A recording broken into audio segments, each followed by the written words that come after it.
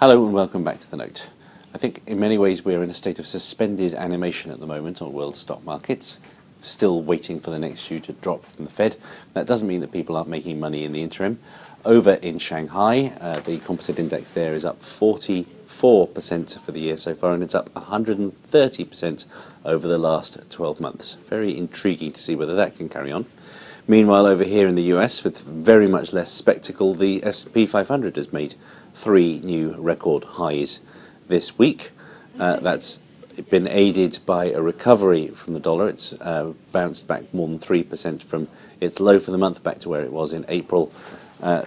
We are back, I think, in a corrected state where the dollar continues to look historically strong against the euro, but not at quite the levels that we saw earlier this year. Now, all that really matters at this moment is the Federal Reserve. People think they have a handle on other central banks. Where exactly, when exactly, and how exactly the Fed is going to raise rates remains an imponderable question and will be vital in determining where markets go. A lot of that, as I've tried to say in the long view this week, is dependent on the great puzzle of what happened to the oil dividend. Now, what we're showing you here is how the global consumer discretionary sector performed compared to the world stock market over the last 12 months. You can see very sharp outperformance starting around about the point that OPEC made it clear they weren't going to try to force up oil prices last autumn.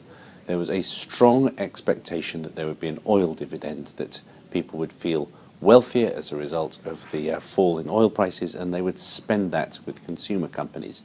It hasn't really happened. This is the University of Michigan Consumer Sentiment Index for the States.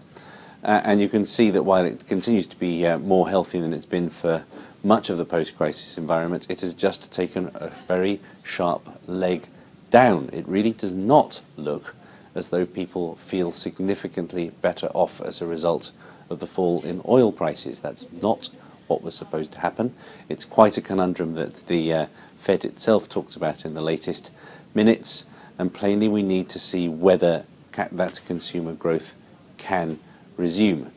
Now, there are two sides to this. We need to see consumer confidence come back. We also need to see average earnings improve. If we take a look at this chart, you can see that average earnings have been really very disappointing for much of the post-crisis period, and they continue to be that way. If you finally get to the point that that a tightening labour market actually pushes up wages, that would stimulate the economy. It would also obviously prompt the Fed to act. As it is, given those anemic earnings, it's still possible for consumer sentiment to turn itself into the very negative picture you see there for retail sales for consumption, where you've actually seen them dropping over the last few months. Now, the consensus opinion, if you look at brokers' forecasts for consumer companies, is that you are going to see a strong rebound later in the year. The consensus forecast from economists similarly is that you are going to see some greater strength in labour markets, and therefore that is why you also have a consensus forecast that by the end of the year the Fed will have raised rates.